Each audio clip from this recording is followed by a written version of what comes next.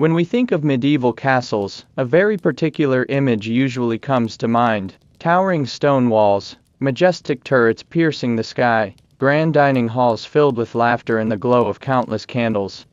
We picture kings and queens sitting upon their thrones in warm, lavish chambers, surrounded by tapestries, servants, and roaring fires. The popular imagination, fueled by fairy tales, movies, and countless fantasy novels, paints castles as romantic, powerful, and even cozy symbols of medieval life. But behind these romanticized images lies a far colder, damper, and more miserable truth. The reality of daily life inside a medieval castle was a far cry from the warmth and splendor that our modern minds often conjure. The very same massive stone structures that gave castles their iconic grandeur also made them uncomfortable, drafty, and difficult to heat. It is easy to forget that castles were not built for comfort. Their primary purpose was defense and survival in a world filled with warfare, political instability, and constant threats. The thick stone walls were designed to keep enemies out, to resist siege engines, and to withstand attacks from all manner of invaders. But while those walls provided protection from the outside world, they also trapped the occupants in an environment that could feel like living inside a giant, damp refrigerator.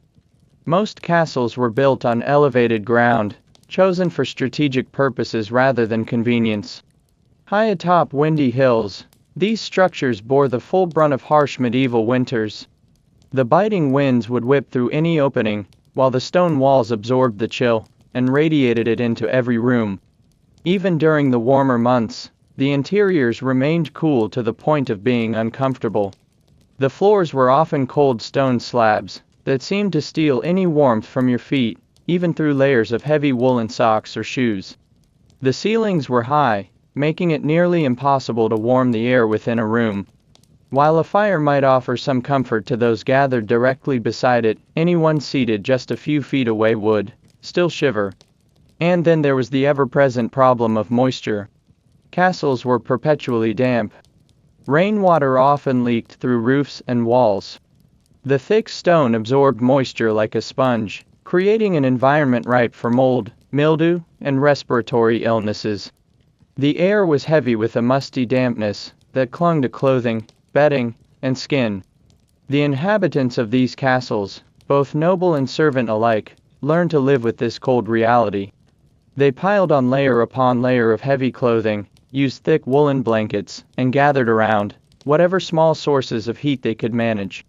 Yet, even with these efforts, the cold was a constant companion, particularly in the dead of winter.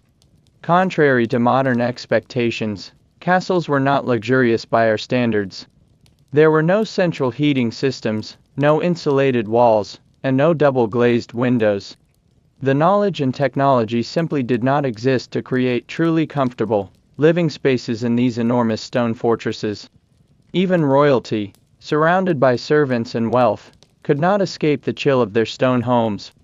Popular media often depicts grand feasts held in warm, inviting great halls, with minstrels playing and fires roaring in giant hearths. While such gatherings did occur, they were exceptions rather than the rule.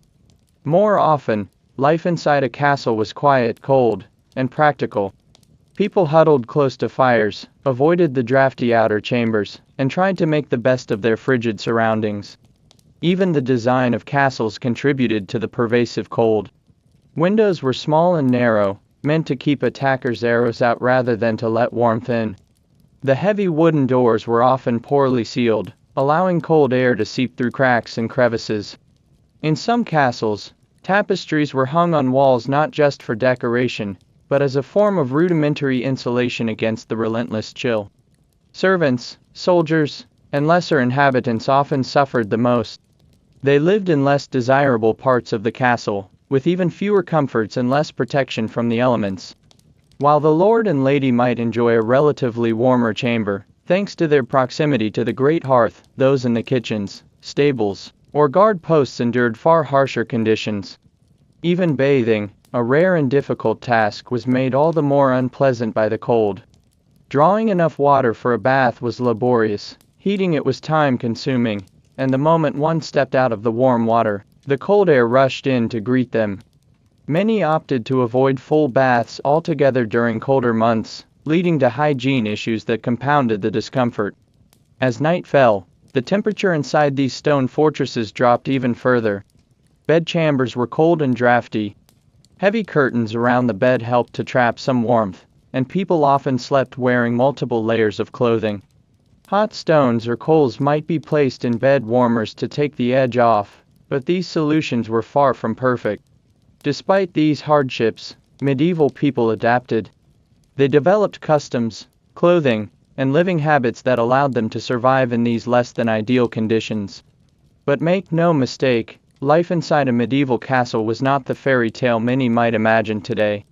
It was a constant battle against the cold, the damp, and the endless discomfort of living within those grand, yet unforgiving stone walls.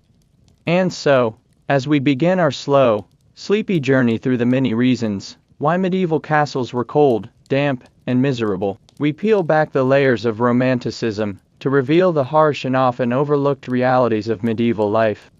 The very walls that made medieval castles so iconic, massive, towering, and seemingly invincible, were at the core of the castle's greatest misery. These stone walls, designed to protect and to intimidate, were also the primary reason that life inside was perpetually cold and uncomfortable. To fully understand how these impressive structures became sources of endless discomfort, we must first explore how they were built, what materials were used, and why these choices made sense for defense but not for comfort. Castles were constructed primarily from stone for a very simple reason: survival. In a world where siege engines, battering rams, and flaming arrows were real threats, wooden structures stood little chance. Stone, on the other hand, could withstand attacks, fires, and even prolonged sieges. The thicker the walls, the safer the inhabitants. Most castle walls were astonishingly thick, often several meters deep.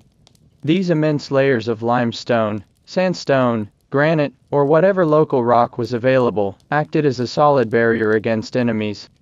Yet, this same thickness, that kept out invaders also prevented the walls from ever warming fully. The sheer mass of stone absorbed the cold from the outside and radiated it inward, acting like a giant, perpetual refrigerator. Unlike modern buildings, which use insulation materials like fiberglass, foam, or even air gaps to trap heat, medieval builders had no such technology. Their walls were solid, dense, and unforgiving. Any heat generated inside, whether from a hearth, brazier, or body warmth, was quickly absorbed by the icy embrace of the stone. During the cold months, this problem was especially severe. The outer surfaces of the walls were exposed to wind, snow, and freezing rain. The cold seeped into the stone, and because the walls were so thick, it took an incredibly long time for any warmth to penetrate even a few inches. Meanwhile, the inner surfaces of the walls continued to leach warmth from the room, creating an endless battle between heat and cold, a battle the cold almost always won. Even in the summer, the problem persisted. While the thick stone did help to keep out some of the scorching heat, the interior rooms often remained uncomfortably cool and damp. This might sound refreshing on a hot day, but when combined with medieval clothing, heavy woolen garments designed to trap warmth, it often resulted in an unpleasant, clammy feeling. The moisture was another insidious issue. Stone, especially porous varieties like limestone, absorbs water easily. Rain, fog, and humidity would saturate the walls. Without modern damp-proofing techniques, this moisture worked its way inside, contributing to the persistent dampness that plagued castle life. Once inside, the moisture created perfect conditions for mold and mildew. The dark, cool interior walls grew patches of green and black mold, often hidden behind tapestries or wooden paneling. The air carried a constant musty odor, heavy and oppressive. For those who lived inside, respiratory issues were common, and many suffered from chronic coughs, congestion, and even more serious lung conditions. The problem was not limited to just the outer walls. Internal walls between rooms, stairwells, and corridors all shared the same characteristics.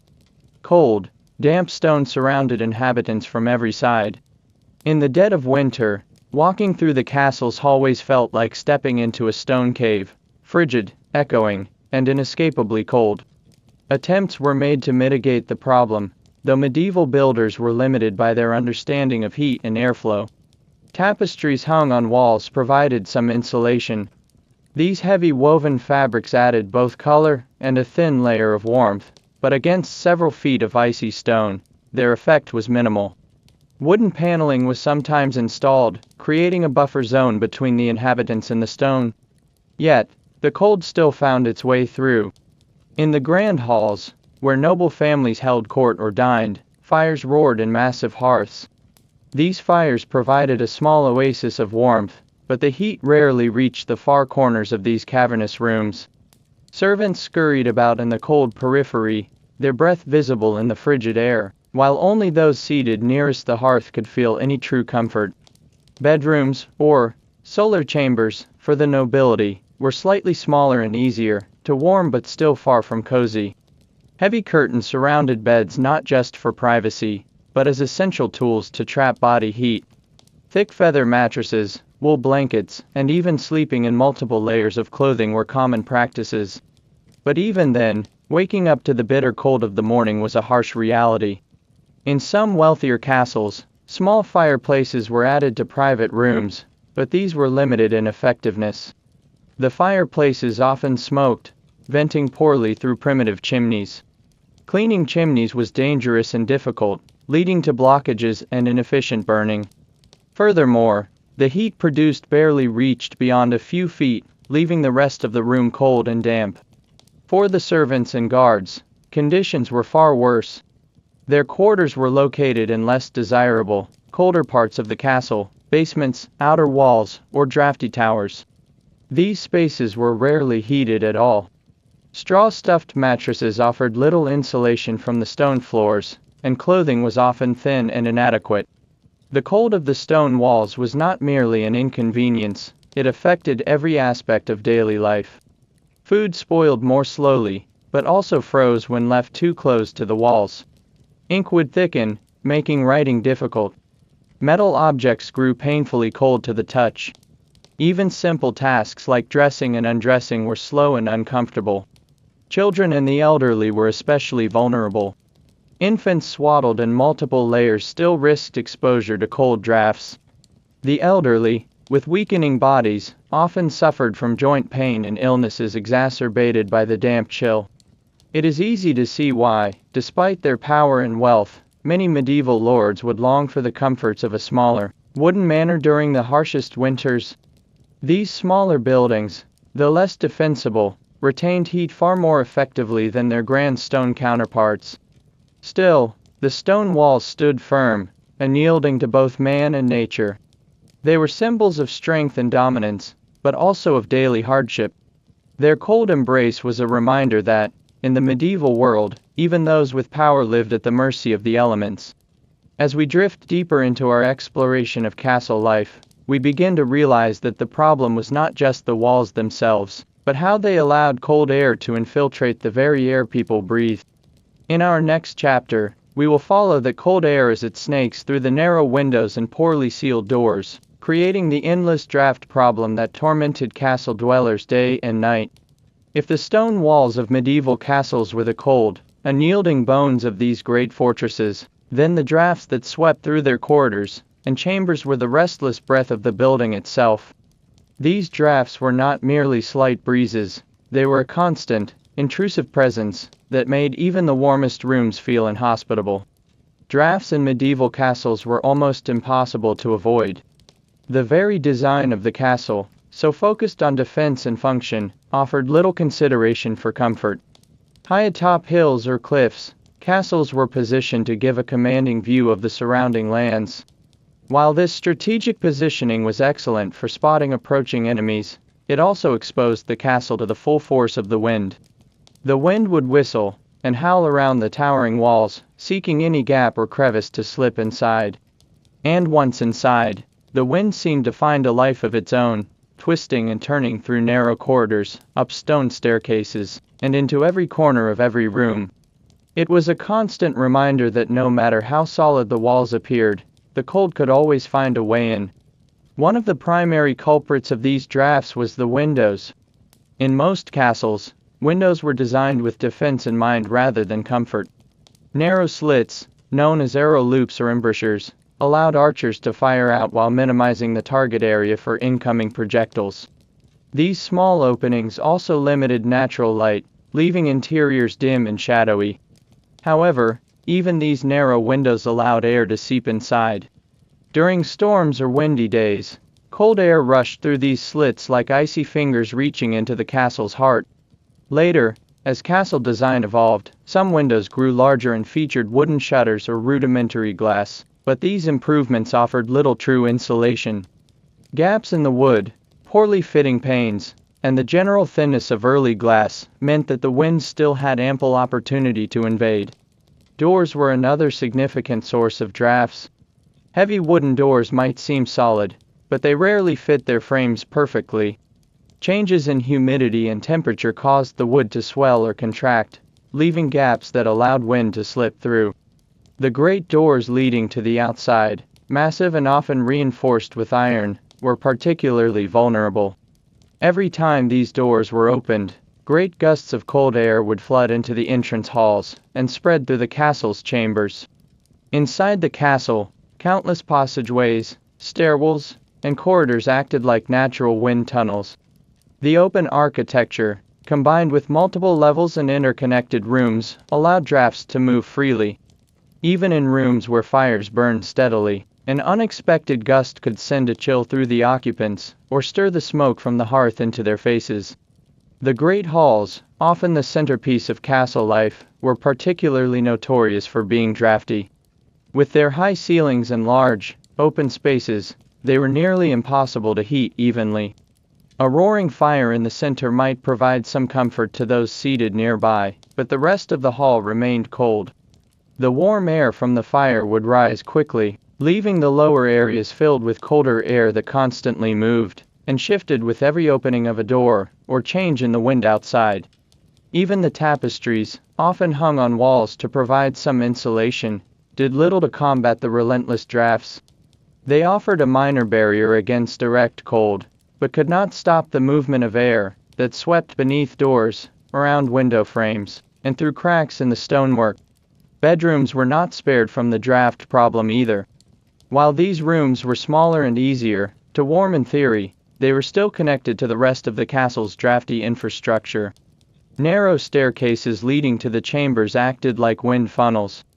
Thick bed curtains helped to create a small cocoon of warmth, but outside the bed's enclosure, the air remained cold and often stirred by sudden gusts.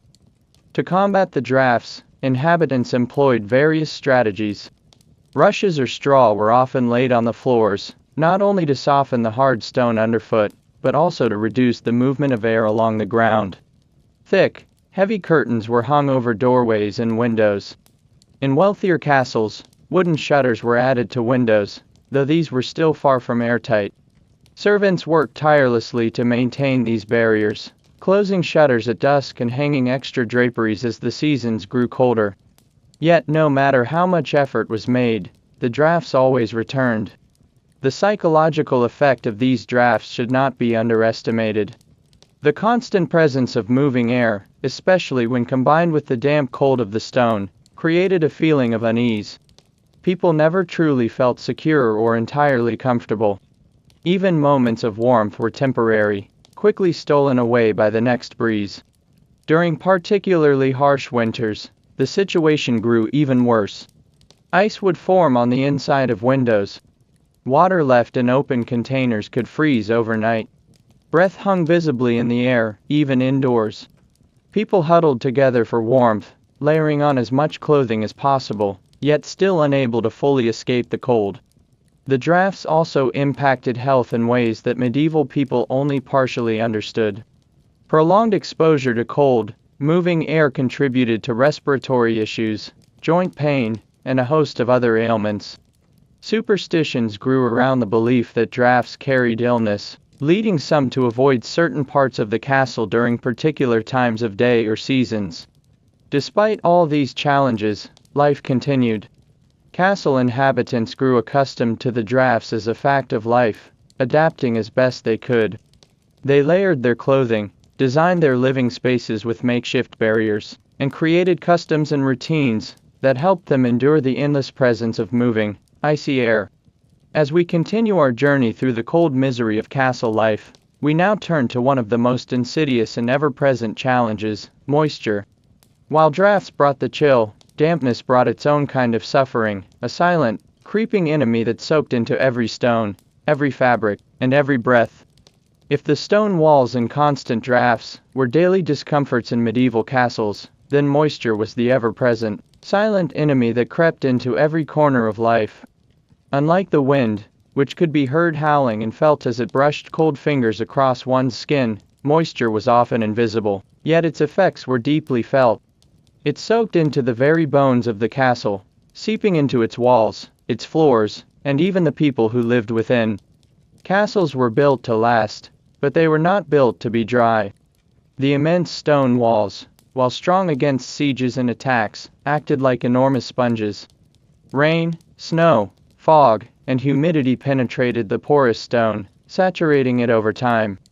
Once inside the walls, this moisture lingered, taking advantage of the castle's poor ventilation and lack of insulation to spread and remain. The positioning of many castles only worsened the problem. Built high on hills, near rivers, or even on rocky outcrops surrounded by moats, these locations were chosen for strategic defense, not for comfort or dryness. Rising mists from nearby water sources would creep up the stonework, saturating the lower walls. Constant rain and fog, especially in northern Europe, added to the already damp atmosphere. Inside, the signs of this moisture were everywhere. Walls darkened with damp patches that shifted and spread with the seasons. Wooden beams swelled and creaked as they absorbed moisture, sometimes even rotting from prolonged exposure. Floors, whether stone or wooden planks laid over stone, remained perpetually cold and slightly wet to the touch. This moisture fostered the growth of mold and mildew, which thrived in the dark, cool environment.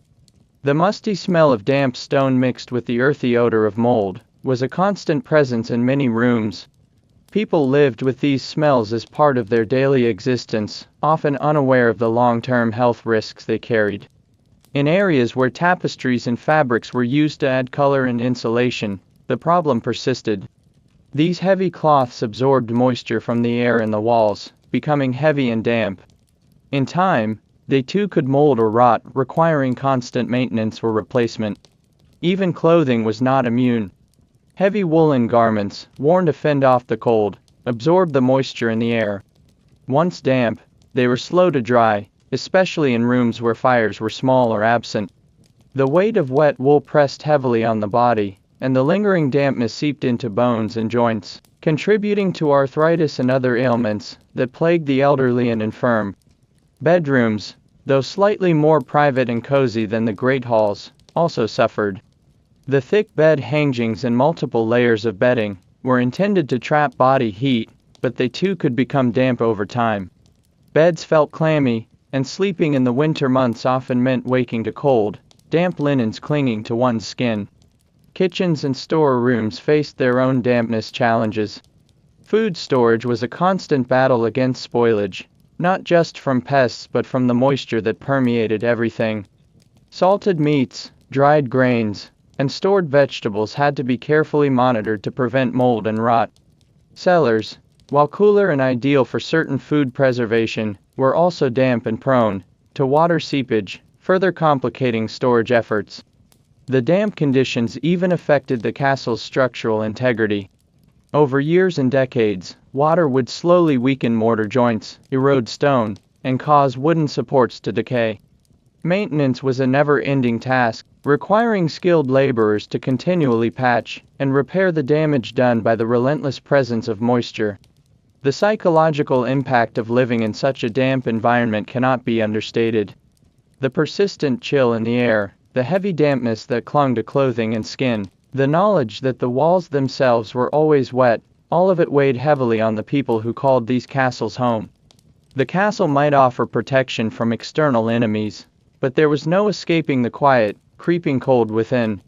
To combat moisture, medieval people developed certain habits and solutions, though they were limited by the knowledge and technology of the time. Campfires were kept burning whenever possible, not only for warmth but to drive away some of the dampness. Chambers were aired out on dry days, windows thrown open to allow breezes to carry moisture out, though this also allowed cold drafts in. Servants regularly beat and aired out bedding and clothing, sometimes taking them outside to dry in the sun when weather permitted. Floors were strewn with rushes or straw, which absorbed some of the dampness underfoot and were periodically replaced. In wealthier castles, certain rooms were designed with slightly better airflow, or placed above kitchens or stables where the heat of animals and cooking fires offered a minor reprieve from the damp cold. But these were rare luxuries. For most, the moisture was a daily and unavoidable companion. Religious beliefs also played a role in how people coped. Many saw their suffering as a test of endurance or even as penance for sin, accepting the discomfort as part of their earthly lot, while hoping for greater comfort in the afterlife. Children, growing up in this environment, knew nothing different. They learned from an early age how to dress in multiple layers, how to huddle together for warmth, and how to live with the persistent presence of dampness. Life in the castle was a daily lesson in endurance, patience, and adaptation. As we continue to gently drift through this cold, damp world of stone and shadow, we now turn our attention to another hardship: how the very systems meant to warm the castle often failed to deliver true comfort. Fires and hearths, while essential, offered limited relief and often came with their own problems. In a medieval castle, the flickering glow of a fire offered more than light, it was hope. Hope for a bit of warmth. Hope for relief from the damp, unrelenting chill that seeped into every stone and every bone. Yet, even as fires burned in hearths throughout the castle, they were far from the comforting source of heat one might imagine today. The heart of castle heating was the open hearth, a wide stone fireplace set into the wall or, in some cases, standing freely in the center of a room. These hearths burned wood, peat, or even dried animal dung, depending on the resources available. The flames danced and crackled, casting shifting shadows on the walls and ceilings. But for all their visual comfort, these fires were remarkably inefficient at warming the large, open spaces of a castle. The vastness of great halls, with their soaring ceilings and stone floors, meant that much of the heat quickly rose, pooling uselessly above the heads of those gathered below. Only those seated directly in front of the hearth felt any real warmth. The rest of the room remained shrouded in cold. In smaller rooms, such as private chambers or solars, the fires had a better chance of warming the space, but even here, limitations abounded. The thin stone walls and constant drafts worked against the fire's warmth, drawing it away before it could fully spread. In winter, the temperature difference between sitting near the hearth and standing just a few feet away was often dramatic. Chimneys, which might seem like a simple solution, were in their infancy in many castles. Early designs were crude, often consisting of little more than a hole in the ceiling or a basic flue. Smoke did not always rise neatly up the chimney. Instead, it often billowed out into the room, clinging to the rafters and hanging heavy in the air. The result was a smoky atmosphere that irritated eyes, throats, and lungs. Black soot settled on walls, furniture, and even the skin and hair of those living inside. Servants constantly scrubbed walls and surfaces, though the stains were persistent. The smell of smoke became an inseparable part of castle life, absorbed into clothing, tapestries, and every breath taken. For the kitchen staff, smoke was an even greater burden. The large cooking hearths produced enormous amounts of smoke, and ventilation was often poor.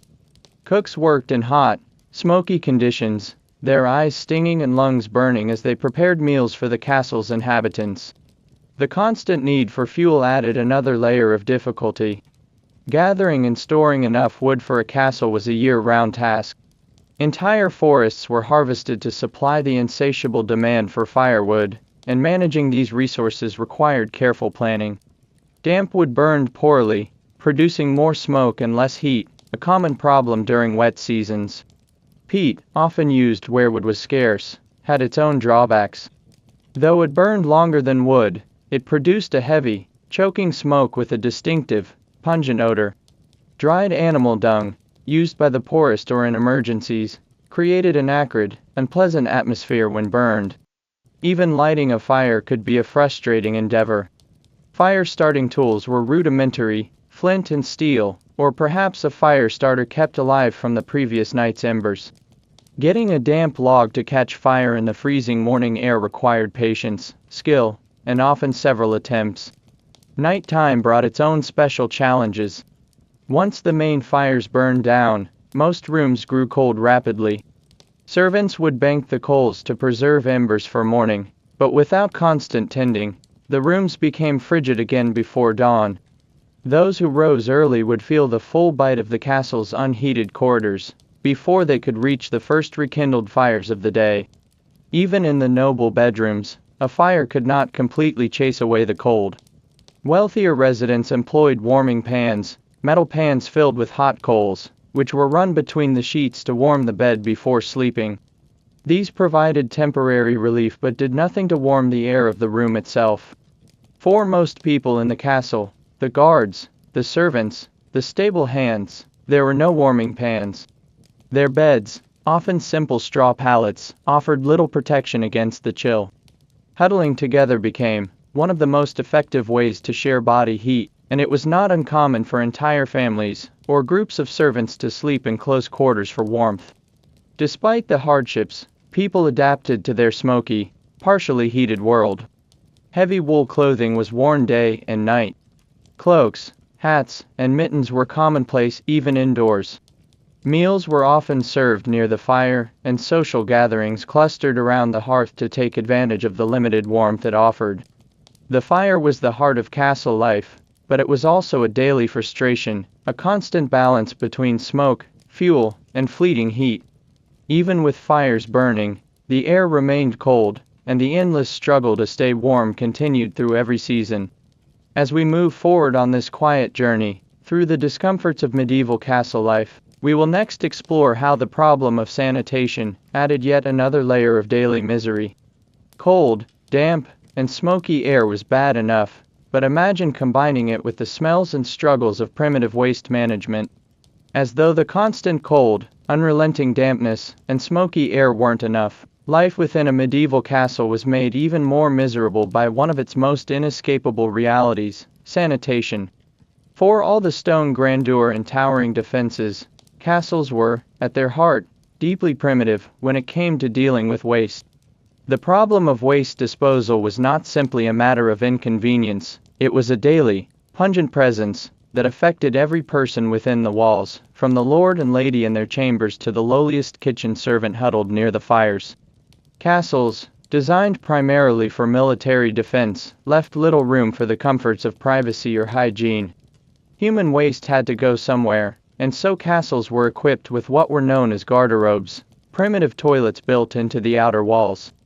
These small, narrow rooms often protruded out from the walls in tiny stone towers, allowing waste to fall directly into a pit, a moat, or sometimes simply onto the ground far below. A wooden or stone seat covered a hole, and beneath it lay the dark abyss, where refuse collected, out of sight but never truly out of mind or nose. The location of the garderobe was practical in some respects. Placing them along the castle's perimeter allowed gravity to carry the waste away, reducing the need for servants to handle it directly.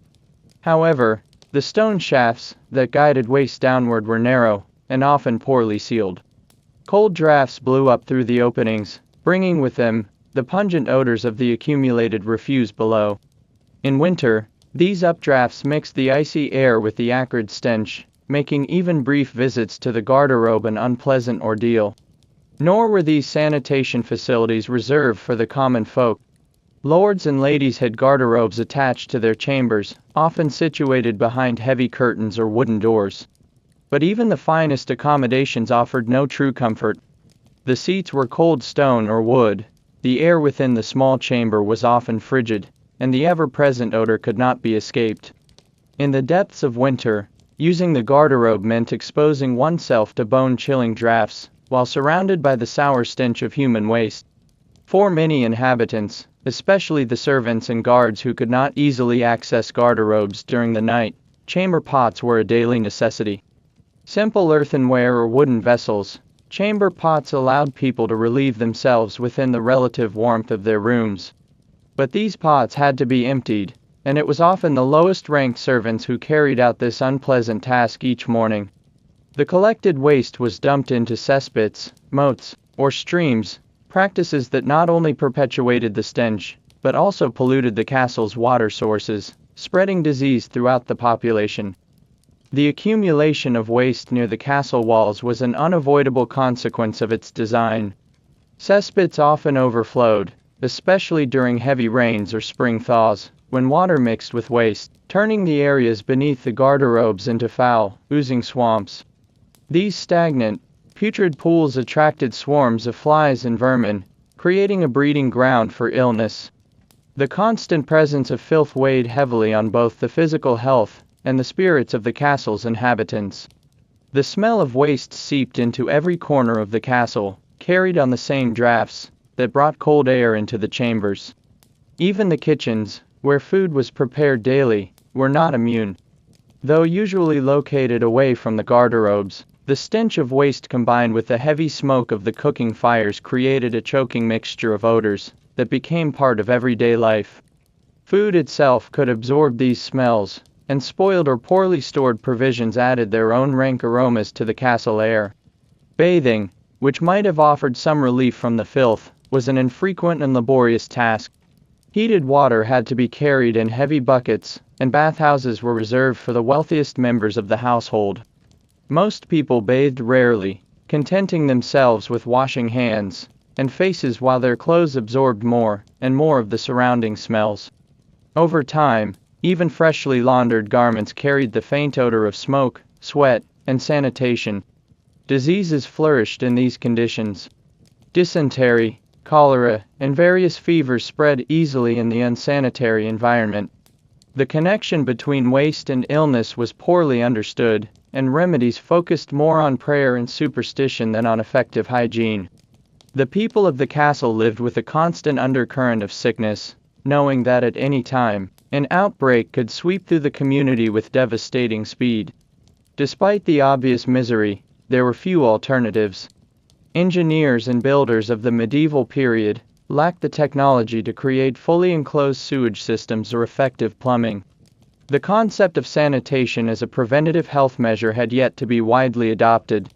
As a result, people adapted to their circumstances, developing a tolerance for the constant presence of waste and odor, and finding moments of humor or resignation in their plight.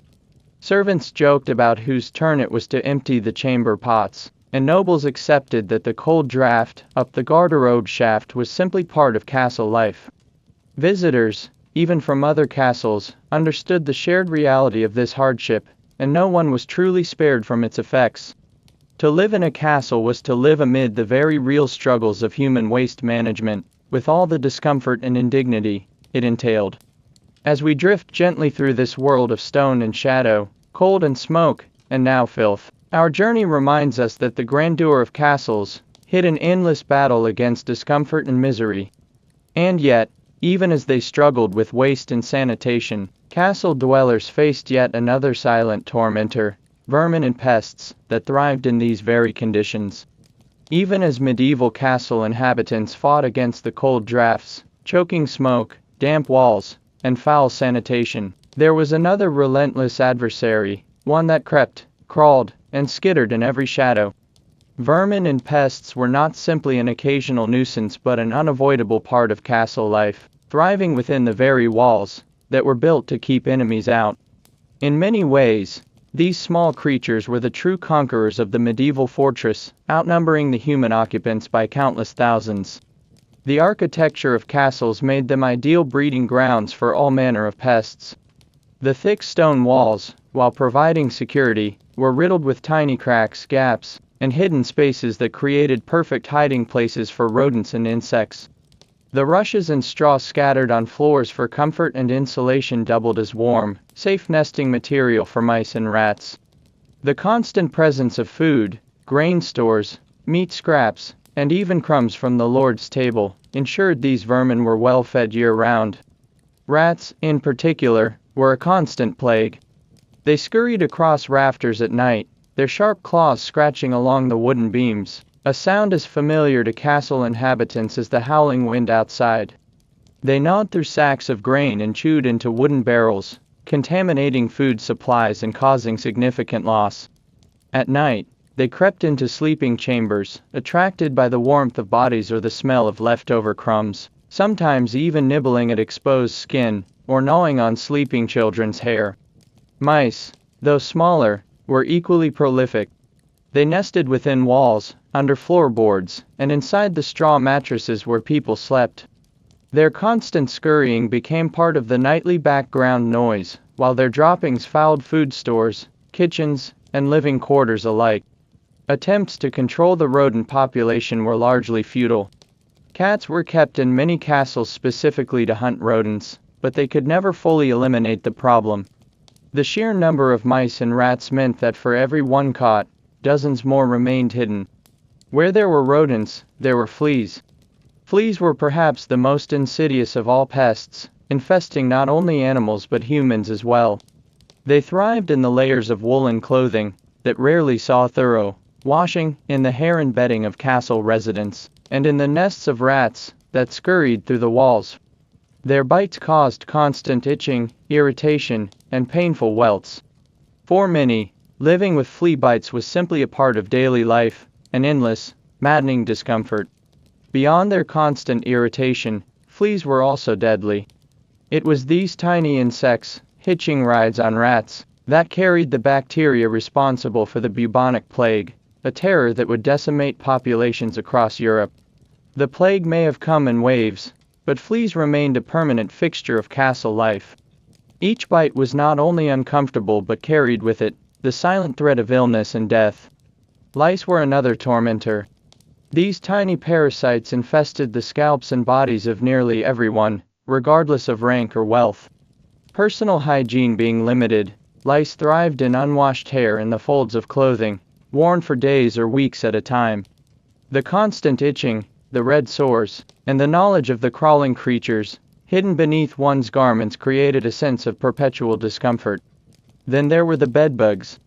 Hidden deep within the crevices of wooden bed frames, and within the seams of straw-filled mattresses, bedbugs emerged at night to feed on the blood of sleeping inhabitants. Their bites left itchy welts that compounded the already poor quality of sleep inside cold, smoky, drafty chambers. Attempts to rid bedding of these pests were usually limited to beating the mattresses and exposing them to the sun on dry days, but these efforts rarely succeeded completely. Flies filled the air during warmer months, drawn by the abundant waste, spoiled food, and human activity. They swarmed in kitchens, hovered over latrines, and buzzed around dining tables, landing on both food and people indiscriminately. Their constant presence was not just irritating, it was a source of contamination that contributed to the spread of illness and made eating a meal an exercise in endurance. Spiders, while less directly harmful, spun their webs in the shadowy corners of rooms and along the high beams of halls. Their presence served as yet another reminder of how little control castle dwellers had over their environment. Large, hairy spiders were particularly unsettling in the dim candlelit rooms, their sudden scuttling movements enough to startle even the hardiest souls. Larger pests such as bats and birds occasionally found their way inside as well, nesting in attics or high rafters. While their droppings added to the filth, they also sometimes helped control the insect population. Still, their presence contributed to the sense of wild, unmanaged nature that constantly intruded into castle life. In response to these infestations, medieval people developed numerous folk remedies and superstitions. Herbs such as lavender, rosemary, and wormwood were scattered around rooms or tucked into bedding in hopes of repelling fleas and lice. Fires were burned in an attempt to smoke out vermin, and cats and small dogs were kept as both companions and hunters of rats and mice. Yet for all their efforts, success was minimal. The pests remained tiny, silent invaders that thrived in the very conditions that humans found so miserable. Despite the constant struggle, castle inhabitants adapted to living alongside these creatures. The scratching of rats in the night, the itching of flea bites, and the buzzing of flies became a background to daily life. Complaints were common, but resignation was universal. No one living in a castle expected comfort, survival was the best that could be hoped for. As we quietly leave behind the crawling, buzzing, and scratching world of medieval pests, we turn now to yet another heavy burden of castle life, the isolation and emotional toll of living within cold stone walls for months or years on end. Next, we will gently explore the loneliness, boredom, and psychological weight carried by those who called these fortresses home. Beyond the cold, the damp, the choking smoke, the filth, and the crawling pests, there was a quieter misery that pervaded life in a medieval castle. It was not physical like the chill of a stone floor or the sting of flea bites, but emotional, a slow, heavy weariness that settled over weeks, months, and years. Isolation. Loneliness. The castle, for all its towering majesty and bustling courtyards, could often feel like a prison to those who lived within its walls. For many, especially during the long, bitter winters, the castle became a world unto itself. Travel was difficult and dangerous, roads turned to mud or ice, rivers swelled and blocked crossings, and deep snow made movement nearly impossible. Trade slowed, visitors ceased to arrive, and the once busy gates stood closed for weeks or even months at a time. The inhabitants found themselves cut off not only from the outside world, but often from each other as well, each person confined to their own small corner of the castle. For the lord and lady of the castle, the isolation could be particularly stifling. Despite their rank and comforts, they bore the crushing weight of responsibility for the entire household and the surrounding lands. Every decision, from managing food stores to organizing defenses, rested on their shoulders. And yet, there were few people they could truly confide in or share their burdens with. Trusted advisors might offer counsel, but true companionship was often lacking, especially in politically arranged marriages where love and genuine affection were not always present. Noble women, in particular, suffered deeply from the emotional isolation of castle life. While their husbands rode out on hunts, military campaigns, or diplomatic missions, many ladies remained within the stone walls for long stretches, responsible for managing the household and overseeing servants. Days were filled with repetitive tasks, embroidery, reading religious texts, supervising kitchens and laundries, but the intellectual and emotional stimulation they craved was scarce. The hours stretched long and quiet, broken only by the routines of meals and prayers. For the lower-ranking members of the household, the servants, guards, and craftsmen, the isolation took a different form. Many had come from nearby villages or far-off lands, leaving behind families and friends. Life inside the castle was dominated by labor, with few moments of rest or leisure. Servants worked from before sunrise to after sunset, performing the same monotonous tasks day after day, hauling water, chopping wood, cleaning chambers, or tending animals. Friendships formed among fellow workers, but even these were sometimes strained by the constant proximity and the pressures of service. Guards, standing watch on frigid battlements or in drafty gathouses, often bore the brunt of emotional isolation. Their duties required long hours of silent vigilance, staring out over empty landscapes, listening only to the wind's howl or the distant cries of wolves. Conversation was limited, company was sparse. Even when off duty, many guards found little comfort in the dim, crowded barracks where they slept shoulder to shoulder with other men who were as exhausted and lonely as they were. Children raised in castles also experienced a unique form of isolation. Noble children were often separated from their parents, raised by wet nurses, tutors, or governesses in upper chambers. Lessons in manners, languages, and religious instruction filled their days, but opportunities for play and friendship were limited. Their companions were carefully chosen based on rank and propriety, and many grew up with a sense of formality rather than warmth. Even laughter, when it came, was often quiet, restrained, and brief. Beyond the physical isolation, there was also an intellectual loneliness that crept through castle halls. News from the outside world arrived slowly, if at all. Letters were rare and often delayed for months by the dangers of medieval travel. Rumors and gossip filled the void, but these could not replace true communication or meaningful understanding of world events. For many castle residents, The world beyond the walls became distant, even mythical, its details blurred by distance and time. Entertainment was limited and repetitive. Minstrels and traveling performers occasionally visited, bringing brief excitement to the monotonous days, but such visits were rare, especially during harsh winters. Storytelling, religious services, and simple games provided some diversion, but could not fully relieve the oppressive sameness of daily life. Over time, even these small joys grew dull, their novelty worn away by endless repetition. Religious devotion provided solace for many, but it also reinforced the emotional weight of isolation. Long hours spent in cold, echoing chapels offered time for reflection and prayer, but also for dwelling on fears, regrets, and longings. The flickering candle light and solemn chants were as much a reminder of one's solitude as they were a comfort. In some ways, the castle itself was a physical manifestation of this isolation. The massive stone walls that protected inhabitants from invaders also shut them away from the world. The heavy wooden doors closed with a thud that echoed through empty halls, sealing people into their fortress for the long, dark months ahead. The very safety that the castle offered came at the cost of connection, variety, and freedom. Despite this heavy emotional toll, life went on. People married, bore children, celebrated small victories, and endured countless hardships together. They created their own fragile communities within the stone walls, sharing songs, stories, and quiet moments of human connection amid the vast loneliness. It was in these small acts of resilience that they found ways to survive, not just physically, but emotionally. As we quietly leave behind the weight of isolation that pressed upon medieval castle dwellers, we turn our attention to yet another hardship, the relentless physical labor required to keep these cold, massive structures functioning. In the next section, we will explore the endless toil of castle maintenance, the backbreaking work that ensured the stone walls stood firm, the fires stayed lit, and life could continue, day after day.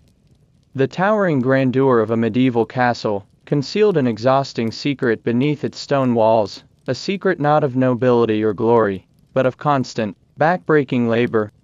Unlike the fantasy of pristine halls and gleaming fortifications, a real castle was a living, breathing organism that required endless human effort to keep it standing and habitable. The daily life of castle maintenance was a ceaseless rhythm of toil, performed mostly by an invisible army of servants, laborers, and craftsmen whose sweat and exhaustion were the unheralded fuel that kept the fortress alive. Stone was both the castle's greatest strength and its most demanding master. The massive walls, sometimes several feet thick, absorbed rain and snow, becoming damp sponges that held moisture deep within their cores.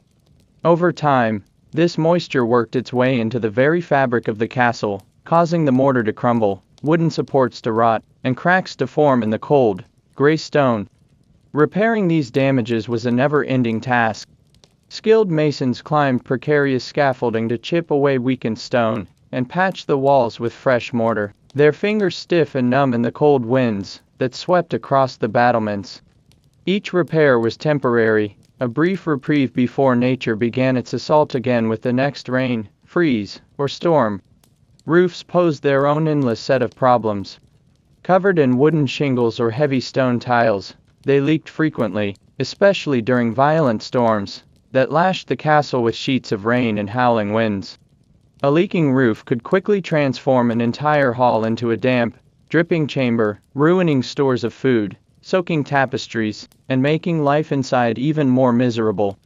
Carpenters, always in short supply, spent countless hours replacing warped timbers, patching gaps, and nailing down loose shingles under conditions that were often dangerous and miserable. On days when the rain was particularly relentless, water seeped through even the best repairs, pooling on stone floors and adding to the castle's ever-present dampness. Inside the castle, the daily work of cleaning and upkeep was no less arduous.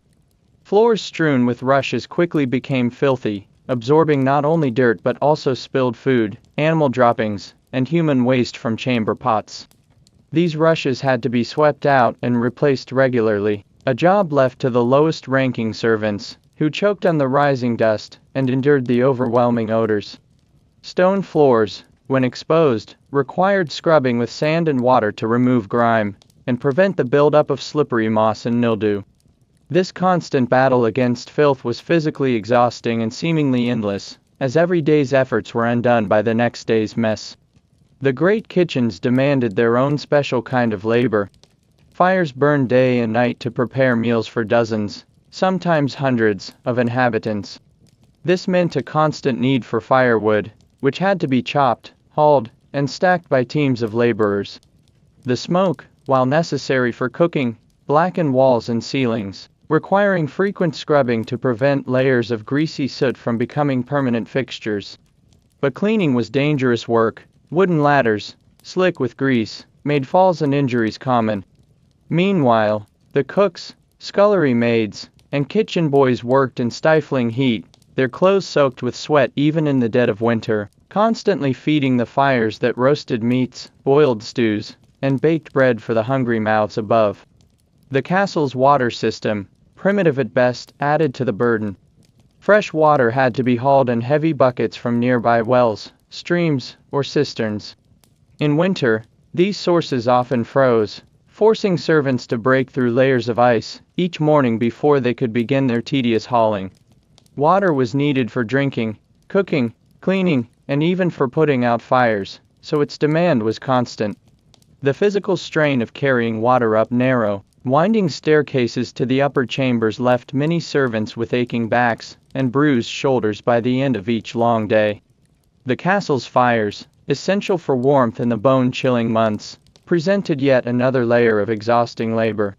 Firewood consumption was staggering, and gathering enough wood for the winter months began long before the first frost.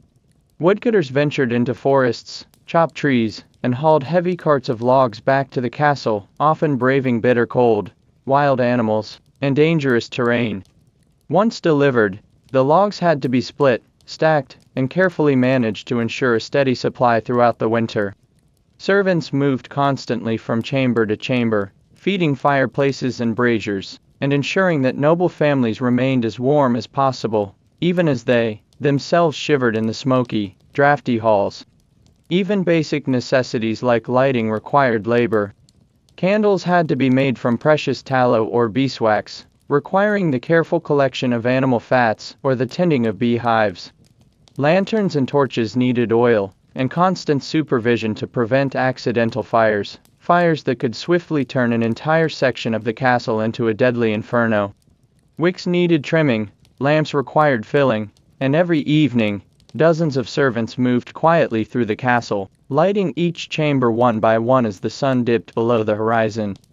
Beyond the daily upkeep, repairs from storm damage, wear, and even attacks demanded the skills of blacksmiths, carpenters, roofers, masons, and glaziers.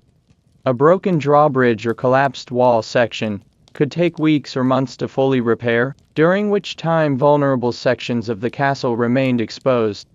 The laborers worked in all weather, hammering, sawing, chiseling, while perched on swaying scaffolds, or knee-deep in icy mud, always under the watchful eye of overseers who demanded steady progress despite the brutal conditions. And then there were the animals. Horses, oxen, chickens, and pigs required constant care. Stables needed mucking out daily, animals fed and watered, and pens repaired after every storm or incident. The dung from these creatures, combined with human waste and kitchen scraps, was hauled to designated refuse pits, adding yet another layer to the backbreaking tasks that filled each day. No matter how many hands worked, the castle was never truly clean, never fully repaired, never entirely free from the creeping decay of time, moisture, and use. The labor was continuous, an unending cycle of fixing what nature and daily life constantly sought to break. And while the nobles might look down from their high chambers, warmed by roaring fires and wrapped in heavy furs, it was the ceaseless toil of hundreds of exhausted workers that allowed the castle to function at all. As we gently leave behind the endless echoes of hammer strikes, broom strokes, and labored footsteps that filled the castle each day, we turn now to one final misery, the brutal reality of warfare and siege, which could turn even the most miserable castle life into a true nightmare. When a castle fell under siege, all the quiet miseries of daily life, cold, dampness, filth, and labor, became magnified into something far more terrifying. The towering stone walls, that once stood as a symbol of security, now became the boundaries of a prison, sealing the inhabitants inside while hostile forces gathered beyond.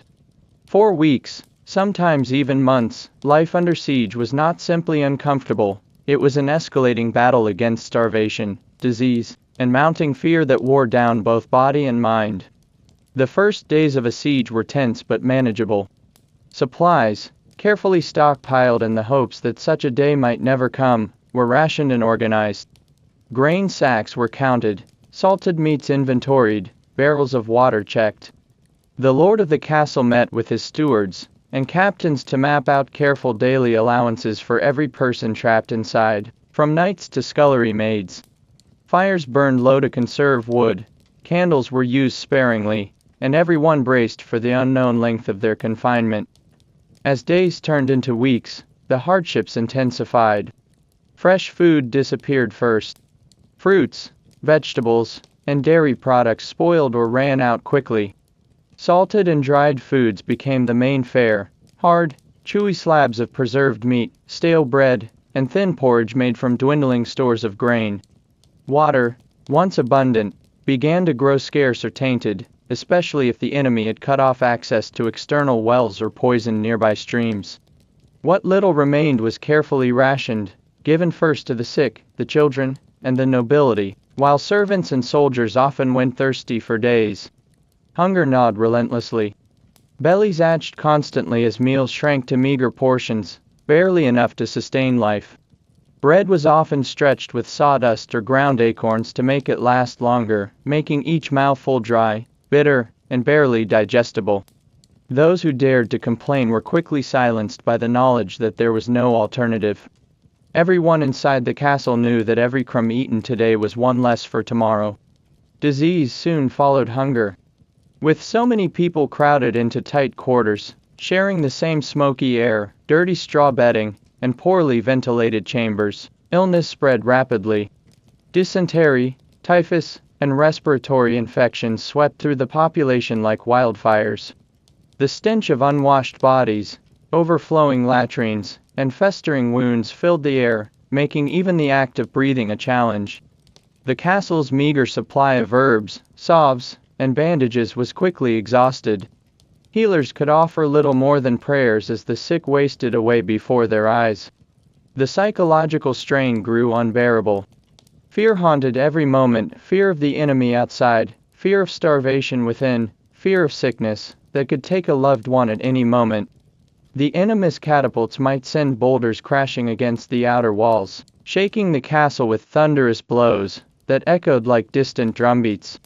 Arrows might rain down from distant hills. Occasionally, enemy messengers would shout cruel offers of surrender, promising mercy that no one trusted.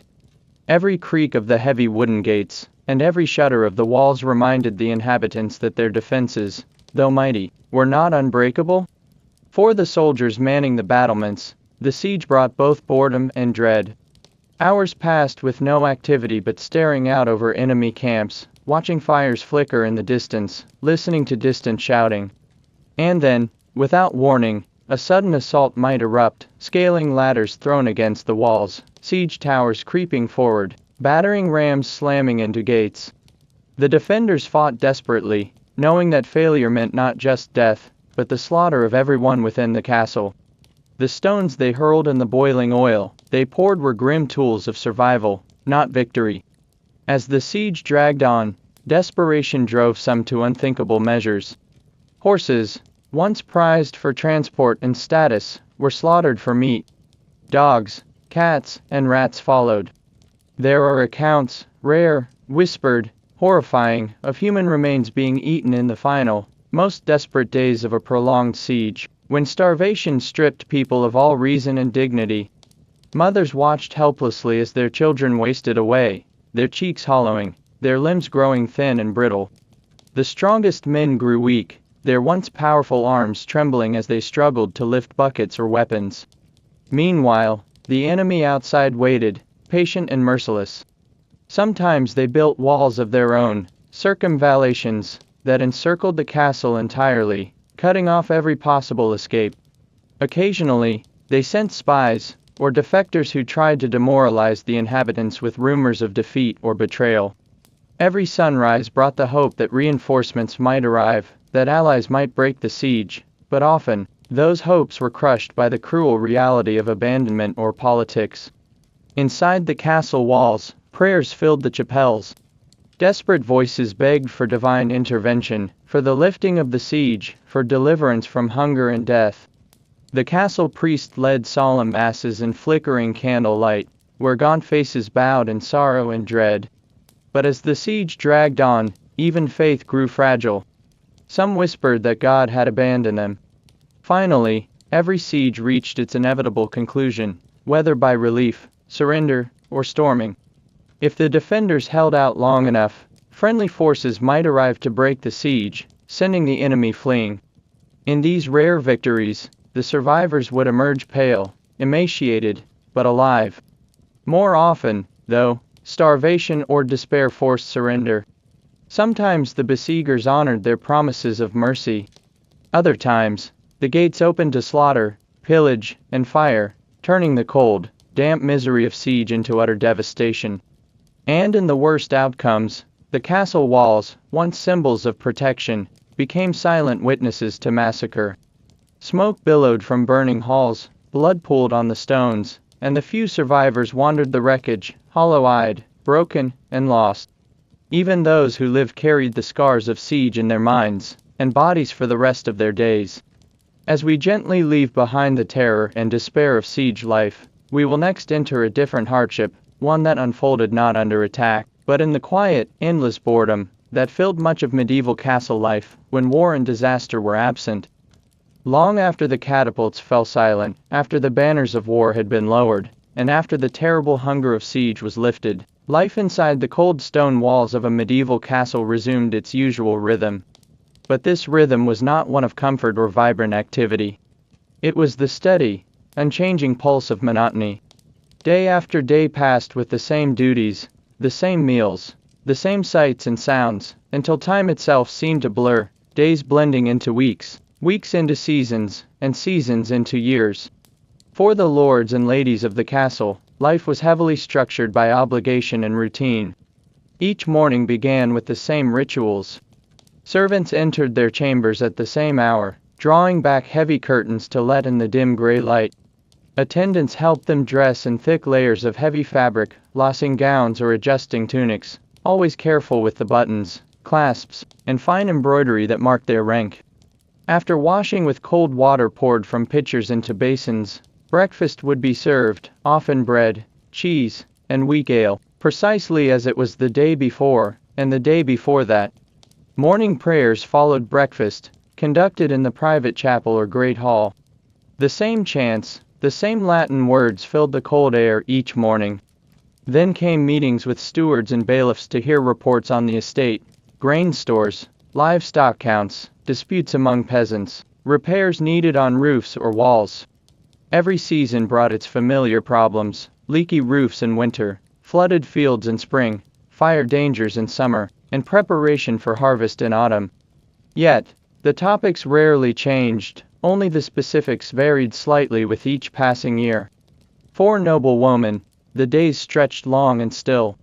They supervised the castle's domestic sphere, overseeing kitchens, storerooms, laundry, and sewing chambers. Hours were spent embroidering elaborate tapestries or garments, stitching the same intricate patterns that could take years to complete. Conversations with other ladies offered some relief from silence, but these, too, often circled the same narrow subjects: marriages, births, seasonal illnesses, the behavior of servants, and the occasional news from distant relatives. Even entertainment carried the heavy cloak of repetition. The arrival of a traveling minstrel or storyteller brought brief excitement, but their performances, too, grew familiar with repeated visits. The same ballads, the same heroic tales, the same romantic tragedies echoed through the halls as they had many times before. Games of chess, dice, or cards offered limited diversion, but after months of playing, even these diversions lost their thrill. For the castle's servants and laborers, monotony was woven into their very bones. Every sunrise began the same way, hauling water, gathering firewood, tending fires, scrubbing floors, feeding animals, cleaning chamber pots. The paths they walked wore grooves into the stone. The tools they held formed permanent calluses on their hands. Meals were hurried affairs, taken in crowded halls or back kitchens, consisting of the same stews, porridge, and coarse bread. There were no holidays for most, only brief church services marking the feast days before the same labors resumed. The guards stationed on the castle walls felt the weight of monotony perhaps most of all. Shifts passed slowly, filled with endless watching. Hours spent staring across empty fields, squinting into fog or snow, listening to the wind whistle through the arrow slits. Conversation was minimal, often limited to whispered exchanges that faded into silence as the hours dragged on. Night watches were the worst, cold, dark, and lonely, as the rest of the castle slept and the guards kept their solitary vigil, waiting for dawn. Children growing up within the castle walls experienced a different kind of monotonous confinement. Their days were filled with lessons, memorizing prayers, learning manners, practicing their letters or sword drills, under the watchful eyes of tutors and governesses. Play was permitted but heavily restricted by both space and propriety. They played the same simple games, heard the same nursery rhymes, and dreamed of lives beyond the towering walls, even as they had no real sense of the world outside. Seasons marked the only real change, though even these brought their own predictable repetitions. Winter meant longer hours huddled by smoky fires, dealing with freezing chambers and frozen water. Spring brought leaks, mud, and repairs. Summer offered some respite but also brought flies, bad smells, and the constant fear of fire.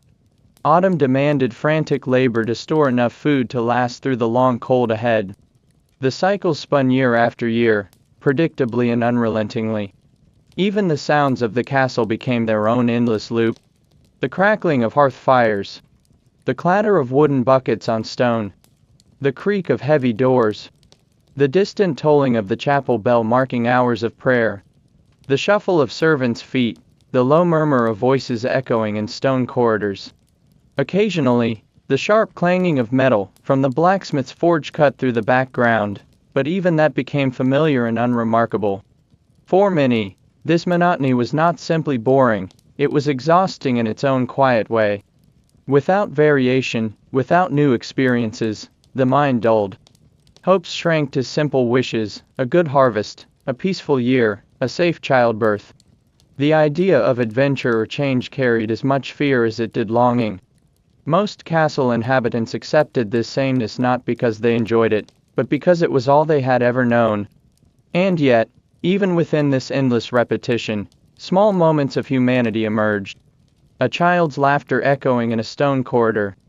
A stolen kiss in the quiet corner of the great hall. A warm loaf of bread fresh from the oven on a cold winter morning. Tiny joys, fragile and fleeting, that offered brief sparks of warmth against the gray sameness of medieval castle life. Now, as we gently step away from the quiet monotony of daily castle life, we move toward yet another discomfort, one that literally clung to every person, bed, and garment. No matter how thick the walls, how high the towers, or how vigilant the guards, medieval castles were never able to keep out some of their most persistent and miserable inhabitants, the pests. Rats, fleas, lice, and countless other tiny invaders shared the cold stone spaces with lords and servants alike, thriving in the dark corners, damp chambers, and dirty rush-strewn floors. These creatures were not just nuisances, they were a constant, inescapable part of daily life, that added yet another layer of discomfort to the already harsh existence within those towering fortresses. The rats came first. Drawn by stores of grain, scraps of food, and the general filth that accumulated in every castle corner, rats found the castle an ideal home. Their sharp claws clicked softly against stone floors as they darted through kitchens, storerooms, and even the noble halls at night, their eyes glinting in the dim torchlight. In grain cellars, they gnawed through sacks, contaminating precious stores with their droppings and urine, silently stealing food that was already scarce. Servants set traps, kept cats, and tried to block holes, but no effort ever fully drove the rats away. They simply adapted, breeding in the warm hay of stables, nesting behind wooden paneling, and waiting for nightfall to resume their foraging. Beyond their theft and mess, rats carried far graver threats. They brought fleas, and with those fleas came disease. Most famously, the Black Death, though not always understood in its time, traveled with these tiny passengers. A single flea could carry the deadly plague bacterium from rat to human, spreading illness rapidly through tightly packed castle populations.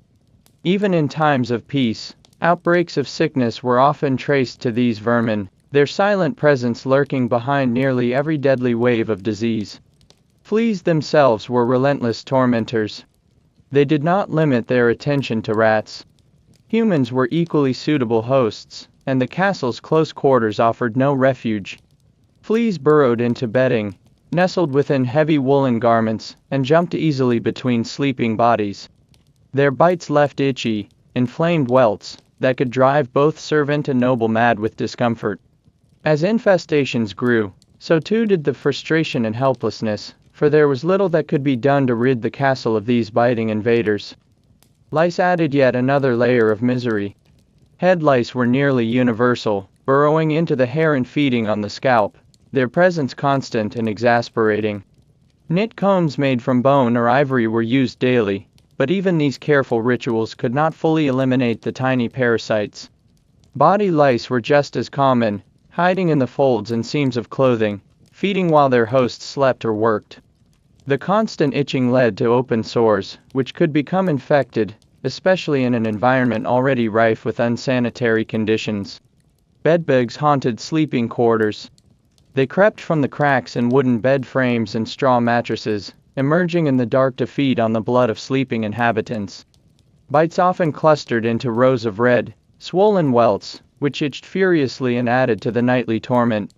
Heavy wooden beds, often ornate and grand to behold, hid entire colonies of these creatures within their joints and crevices, making complete eradication nearly impossible. Even larger pests found their place within castle life. Flies swarmed the kitchens and dining halls, attracted by scraps of meat, spoiled food, and the general lack of sanitation. Wasps and hornets occasionally invaded during warmer months, building nests under eaves and in attics, where their stings posed a painful danger to anyone who disturbed them. Birds sometimes nested in the upper beams of great halls, their droppings staining stone floors and tapestries alike. The stables brought their own swarms of insects. Horseflies bit both animals and humans with painful precision, while stable flies, mosquitoes, and gnats created constant irritation for grooms and servants. The accumulation of dung provided perfect breeding grounds for these insects, which thrived despite the daily efforts to shovel and dispose of waste. Even the strongest attempts to maintain cleanliness could not keep the swarms at bay. Adding to the frustration was the simple fact that most inhabitants simply accepted these pests as part of life. There were no effective chemical repellents, no advanced sanitation systems, no real hope of permanent relief. Remedies ranged from hanging pungent herbs in sleeping chambers to the occasional boiling of linens, but such methods offered only brief, partial reprieve. Often, people simply scratched, sighed, and endured. The presence of these pests also added to the general filth that clung to every surface of castle life. Rat droppings in storerooms, flea dirt in bedding, lice eggs in hair, and fly specks on food all contributed to an environment that was perpetually dirty, no matter how many servants scrubbed and swept. The heavy stone walls that trapped warmth and moisture also trapped the smells and filth, creating a kind of oppressive air that clung to every inhabitant. And beyond the physical discomfort, there was always the lurking fear of what these pests might bring. Disease hovered like a dark cloud, ready to strike at any time, spread by the very creatures that crawled and scurried through the castle's hidden places. In many ways, these tiny, unnoticed invaders were more dangerous than any army camped outside the walls. As we gently step away from the scurrying feet, buzzing wings, and itchy bites of medieval castle pests, we move now to another heavy burden that cast its long shadow over daily life, the constant, inescapable demands of the feudal system itself. At the very heart of medieval castle life was not simply the stone and mortar that formed its great towers and walls, but the intricate web of duties and obligations that tied every inhabitant together beneath the authority of the lord. The feudal system, like the castle itself, was heavy, rigid, and difficult to escape. From the highest noble to the lowliest servant, every man, woman, and child lived within a carefully structured world of service and expectation that governed nearly every waking moment. For the lord of the castle, his power came with an unceasing flow of responsibilities.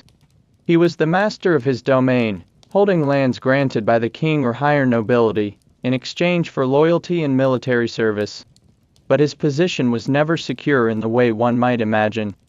He was bound by oaths to his liege, required to supply knights and soldiers during times of war, and to attend the king's court, when summoned. His days were filled with managing disputes, collecting rents, overseeing agricultural production, and ensuring that justice was administered throughout his lands. Beneath the lord stood the knights, both warriors and landholders themselves. Their primary duty was military service. When summoned, they were expected to ride to war with their retainers, fully armed and prepared to fight for the king or their immediate lord. But in times of peace, their lives revolved around training, managing their own small holdings, and upholding the law in their assigned territories. They drilled endlessly with sword, lance, and bow, keeping their skills sharp for battles that might come at any moment. For the castle's steward and bailiff, daily life was a flurry of administration. The steward supervised all internal affairs, organizing meals, overseeing servants, managing household finances, and ensuring that the castle remained well stocked and orderly.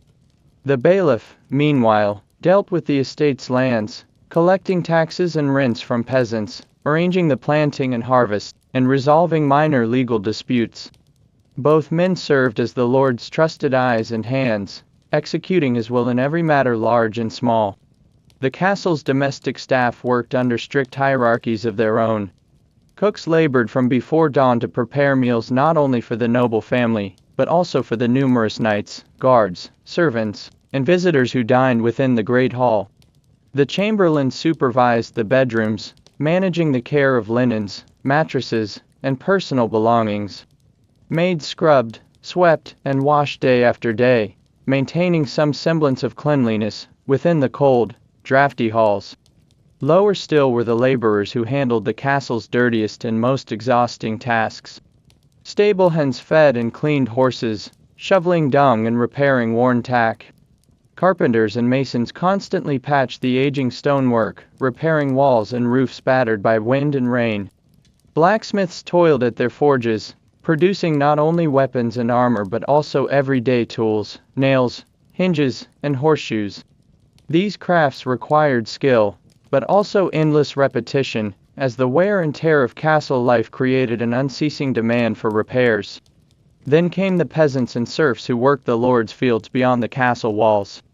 Though they often lived in nearby villages rather than within the castle itself, their lives were deeply tied to its demands.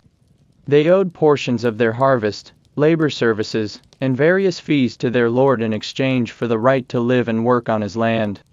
During harvest season, they labored from sunrise to sunset, cutting grain, threshing wheat, and gathering vegetables that would stock the castle's stores for the long winter ahead. In addition to their daily work, all inhabitants owed military service when called upon. Every able-bodied man could be summoned to defend the castle during a siege, manning the walls, repairing defenses, or carrying supplies. Even young boys might serve as pages, running messages or carrying water to the soldiers. The burden of defense rested on every shoulder, regardless of rank. Taxes, too, weighed heavily on every household. Beyond the regular rents, there were endless levies, payments for marriages, inheritance, religious tithes, and special taxes to fund the lord's military campaigns. Coin was often scarce, so payments were frequently made in goods, grain, livestock, eggs, and wool, all of which drained the modest supplies of the lower classes. Religious duties layered further expectations on the people. Everyone was expected to attend Mass, observe feast days, and contribute offerings to the local church or monastery. Monks and priests often acted as spiritual advisors, but also as tax collectors and record keepers, ensuring that even matters of faith were tightly woven into the system of obligation. Punishments for failing these duties were harsh. A serf who fell behind on his obligations might lose his land, or be subject to additional labor penalties. A knight who failed to appear for military service could lose his fief entirely. The strict enforcement of duties kept the entire machine of feudal society grinding forward, year after year, generation after generation. Even moments of rest carried the weight of duty. Feasts and festivals were as much about displaying loyalty and reinforcing social hierarchies as they were about merriment. Every guest had their assigned place at the table, every toast carried political meaning, and every public gesture reinforced the lord's authority. There was little privacy, and every action was observed and judged within the rigid expectations of the social order. Foremost, there was no escape from these feudal duties. One was born into a role, and that role defined every aspect of life, from cradle to grave. Ambition was dangerous, disobedience was punished, and even minor acts of rebellion could bring swift and brutal consequences. The weight of duty was as inescapable as the cold stone walls that surrounded the castle inhabitants. As we step quietly away from the heavy burdens of feudal obligations, we now approach one of the few rare distractions that could break the monotony of castle life, the occasional, colorful spectacle of entertainment and celebration. For all its heavy burdens, bitter cold, and endless routine, life within a medieval castle was not entirely without its rare moments of light. Though infrequent, and always woven within the strict tapestry of duty and hierarchy, occasions for entertainment offered brief and precious respites from the gray monotony that otherwise defined the passing days. These moments of celebration were not just welcomed, they were desperately needed, small flickers of joy in an otherwise relentless existence. The arrival of a traveling minstrel or troupe of performers was often the most anticipated event. Word would spread days in advance that musicians, jugglers, acrobats, or actors were approaching the castle. As they arrived, the servants bustled to prepare space within the great hall. Torches were lit, rushes were replaced on the floor, and the air filled with the rich scent of spiced wine and roasted meats. For a brief night, the hall transformed from a place of cold duty into a chamber of music and mirth. Minstrels strummed their lutes and sang ballads of legendary heroes, tragic romances, and faraway lands. Their stories, though often familiar, brought color to imaginations dulled by the repetition of daily life. Lords and ladies sat in their carved wooden chairs, cloaked in heavy furs, while servants lined the walls, straining to hear the verses that spoke of dragons slain, forbidden loves, and noble victories. Jugglers tossed balls, knives, and flaming torches with practiced ease, their movements swift and mesmerizing. Acrobats twisted their bodies into impossible shapes, eliciting gasps and applause from the crowd. Occasionally, a trained animal, a dancing bear, a clever dog, might be led into the hall, drawing laughter from even the most solemn of knights. For a few hours, the castle was no longer a fortress but a stage, filled with light and motion. Feasts provided another form of rare delight. On holy days, weddings, or the arrival of an important guest, the kitchens would erupt into frenzied activity. Servants labored for days to prepare grand meals, roasted boar, freshly baked breads, fruit preserved in honey, and intricately crafted pastries. The great hall echoed with the sounds of clinking goblets, lively conversation, and occasional bursts of song. Even for the lower servants who received the leftovers, the abundance was a welcome change from their usual meager fare. Dancing was another treasured form of entertainment, though strictly guided by rank and propriety. Lords and ladies moved in slow, formal patterns to the tunes of harps and flutes, while musicians played from raised galleries. The dances were often as much about courtship and political alliance as they were about pleasure. Still, for the young, there was excitement in stolen glances and whispered conversations beneath the heavy stone arches. Tournaments, though grand and infrequent, were perhaps the most spectacular displays of entertainment. Knights donned polished armor, their crests shining in the sun as they competed in melee battles. Crowds gathered in the castle courtyard or nearby fields, cheering as lances splintered and horses thundered across the lists. For the common folk permitted to watch, the tournaments were a thrilling spectacle, both a celebration of chivalric skill and a rare public festival. Religious festivals also offered breaks from labor, though even these were steeped in ritual and solemnity. The ringing of bells summoned the faithful to long masses, followed by processions through the castle grounds. On feast days like Christmas or Easter, the chapel was adorned with candles, evergreen boughs, and embroidered altar cloths.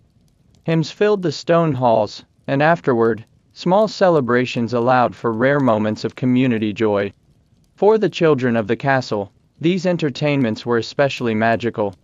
Wide-eyed, they watched the performers, mimicked the dances, and listened intently to the stories of faraway kingdoms. Though their lives were also bound by duty and training, these bright moments filled their dreams and colored their otherwise limited world with fleeting wonder.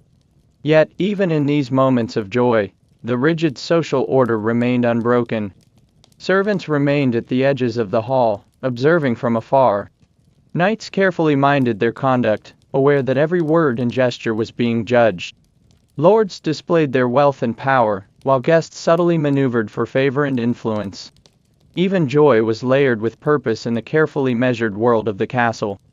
When the performances ended, the last notes faded, and the torches dimmed, life quickly returned to its normal, heavy rhythm. The cold stone walls once again echoed only with the sounds of duty, boots on stone, the scrape of brooms, the crackling of kitchen fires. The brief flashes of joy faded into memory, treasured but distant, as the grinding weight of daily obligations resumed their endless cycle. As we step gently away from these rare glimpses of celebration, we now move toward the end of our long journey through castle life, to reflect on the burdens carried by every soul who called these cold, damp walls their home. To imagine a medieval castle from the outside is to see towering walls, high battlements, and imposing towers standing proudly against the sky. But to live inside one, to truly spend your days within its walls, was a far less romantic reality. The castle was not just a fortress or a symbol of power. It was a world unto itself, isolated, heavy, and deeply burdened with rules, routines, and discomforts. There was weight in every corner. Physical weight, the chill of stone, the heft of wooden doors, the suffocating draft of endless damp air. Emotional weight, the hierarchy, the obedience, the certainty that your role in life had been assigned long before you could speak. Time in the castle did not flow like a stream. It hung like mist in the corridors, slow and dense. Each day repeated the last, dawn with its chores, daylight with its duties, dusk with its cold, and night with its silence. For the Lord, even power carried weight. With wealth came obligations, to defend, to manage, to judge, to fight. Every decision affected dozens of lives, and mistakes could invite rebellion, ruin, or royal punishment. There was no retirement, no true rest. Even at feasts, a lord was watched and measured. His castle was his prison as much as his fortress. For the knights, their lives were wrapped in armor, literal and figurative. Every day was a march of training, patrols, obedience, and readiness. And in battle, the glory they were promised came at the cost of blood, broken bones, and buried friends. When peace reigned, boredom set in like rot in the beams, creeping and heavy, with nothing to distract from the stone-cold routine. Servants bore a different burden. Their world was the echo of commands. Wake before the sun, clean before breakfast, fetch water, tend fires, prepare meals, carry waste, mend linen, scrub floors. There was no moment of rest, without someone else's need intruding upon it. To be a servant was to live in motion, yet never in freedom. Even children in the castle bore expectations. Noble sons were groomed for battle and leadership, sent away as pages to learn discipline far from their mother's arms. Daughters were trained for marriage, alliance, or the convent, pawns in a political game that stretched across generations. Childhood was short and heavily guarded by rules. Women, whether noble or common, lived beneath double burdens, those of service and silence. Their lives revolved around domesticity, childbirth, and quiet endurance. Few choices were truly theirs to make. Even the castle's lady, for all her status, was judged constantly by her ability to run a household, produce heirs, and obey her lord. There were few doors open, and even fewer keys offered. The castle itself seemed to reflect this burden. It was built to endure, not to comfort. Its walls sweated moisture through every winter. Its halls echoed with loneliness and labor. The windows were slits. The staircases were narrow. The rooms were dim. The fireplaces rarely warmed more than a few feet beyond the hearth. A castle kept its people alive, but only just. In moments of joy, feasts, songs, stories, the weight would lift, just slightly. A burst of music could warm a heart. A tale of a distant land could let the mind wander from the stone walls that hemmed it in. A feast could fill an empty belly. But such moments were flickers. They never lasted. And the walls always waited for silence to return. Even sleep, the final escape, was uncertain. Cold, drafty rooms, lice-ridden straw beds, strange noises echoing through empty stone corridors. Sleep was often broken, restless. And every dawn dragged back the same rhythm of work, duty, and obedience. There were no clocks on castle walls, only bells. And those bells tolled not for celebration, but for work, for worship, for alarms. Time was not your own. It belonged to the Lord, to the church, to the system that had been in place for centuries. To live in a medieval castle was not to live in a dream, but in a long, cold endurance. It was a life of survival, structure, and silence. Every footstep echoed with duty. Every hallway whispered of the people who had passed through it, worked in it, died in it. And for most, their names were never remembered. As we gently close this chapter and let the castle fade behind us, we carry with us not just facts, but a feeling. The weight of stone, the cold of morning, the echo of old footsteps on worn stairwells. The castle, though mighty, was not a place of wonder for those who lived in it. It was a structure of power, of survival, and of never-ending duty. A place that held people not in luxury, but in labor. A fortress of protection, and a prison of daily life. The medieval castle stands as one of the most enduring symbols of an age long past. From afar, it still seems grand, its towers reaching skyward, its battlements defiant against centuries of wind and rain. But from within, we now understand a quieter, heavier truth. The castle was not built for comfort, nor for joy. It was built to endure, to shelter, to command. And for those who called it home, life was not one of romantic splendor, but of cold days, rigid duties, and constant endurance. We have wandered through its great hall, where voices once echoed beneath wooden beams. We have felt the bite of the wind slipping through narrow arrow slits. We have walked the dim corridors, where servants scurried before dawn and knights marched to their posts. We have seen the kitchens bustling with labor, the damp walls sweating with moisture, and the cold stone chambers that offered little warmth, even to lords and ladies. Each person who lived behind these walls carried a weight uniquely their own. The lord, with the burden of power. The knight, with the burden of readiness. The servant, with the burden of endless labor. The peasant, with the burden of survival. And the child, with the burden of expectation. Moments of joy came like soft embers in the cold, songs sung by minstrels, feasts celebrated on holy days, tournaments filled with color and sound. But even these were bound tightly by rules and ranks, reminding all who watched that pleasure was allowed only so far, never enough to loosen the strict cords of duty and order.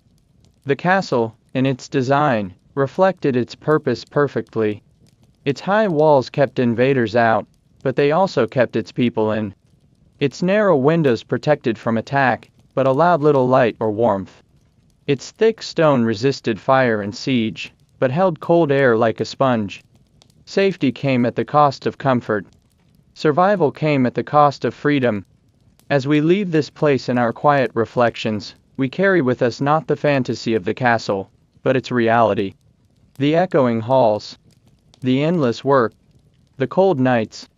And yet, too, We carry the resilience of those who lived within.